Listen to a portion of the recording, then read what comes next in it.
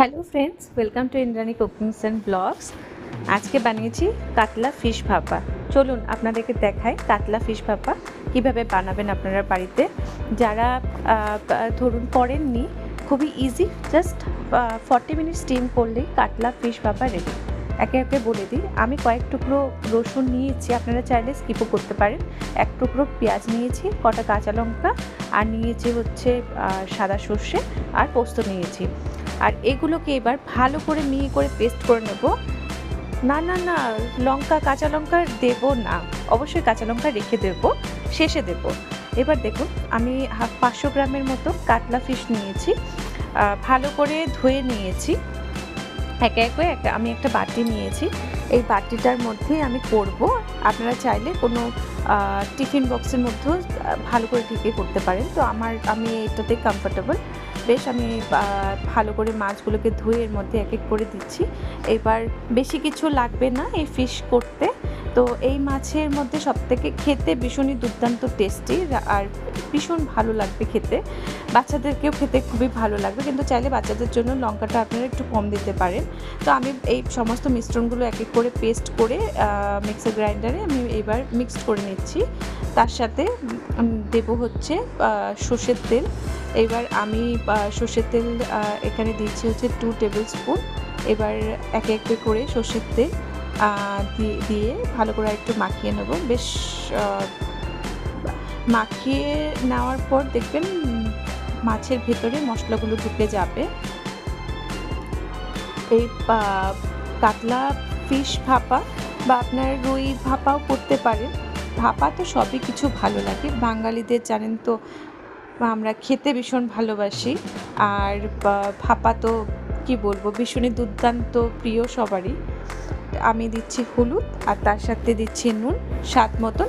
নুন আপনারা আপনাদের স্বাদ মতন দেবেন। হলুদ আমি এক টেবিল চামচের মতন দিয়েছি। এবার আমি সব কিছু একসাথে মাখিয়ে নেব, মাছের সাথে বেশ ভালো করে মাখিয়ে নেব, যাতে মাছের ভেতর মশলাগুলো বেশ ভালো করে মিশে যায়।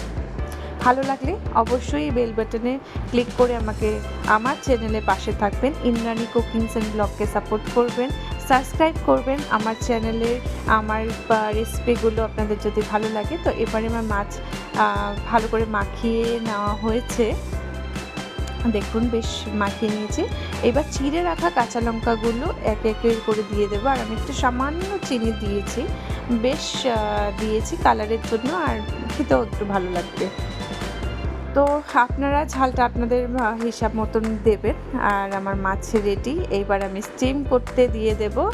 আমি এই প্যানটার মধ্যে স্টিম করছি, তো আমি ঢেকে 40 মিনিটস আমি স্টিম করব। 40 to 45 মিনিট স্টিম হলে আর আমি শেষে একটু সর্ষের তেল দিয়ে দিচ্ছি। আমার স্টিম স্টার্ট। দেখুন, ভালো লাগলে কমেন্ট করে জানাবেন, সাবস্ক্রাইব করবেন।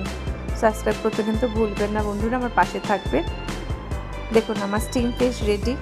আপনাদেরকে এবার আমি স্টিম ফিশ আমার কুক হয়ে গেছে, স্টিম হয়ে গেছে। কুক তো নয়, স্টিম হয়ে গেছে। এবার আমি জাস্ট মাছগুলোকে দেখুন তুলে দেখাচ্ছি।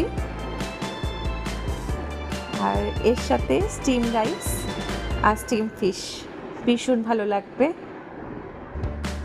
দেখুন আমি জাস্ট মাছটাকে তুলে দেখাচ্ছি আপনাদেরকে কেমন হয়েছে। আর খেতেও ভীষণ ভালো হয়েছিল খেতে। আপনারাও বাড়িতে এভাবে করবেন। আমাদের ঝটপট, মানে যদি বলা যায় রান্না, কোনো রকম মশলা মানে বেশি কিছু লাগেইনি। দেখেছেন তো, আপনাদেরকে দেখালাম। যা সর্ষে, পোস্ত আর সাদা তেল বা আপনার সর্ষের তেল, কাঁচা লঙ্কা, হলুদ, নুন এই লেগেছে, আর তেমন কিছুই লাগেনি। তো আমার আজকের কাতলা মাছের ভাপা রেডি। এইভাবে কাতলা মাছ বলুন বা হিলসা, মানে হচ্ছে আমাদের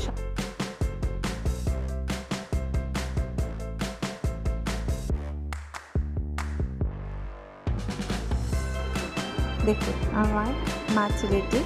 জাস্ট আপনাদেরকে দেখাচ্ছি, দেখতে কি সুন্দর হয়েছে, খেতেও ভীষণ ভালো হয়েছিল।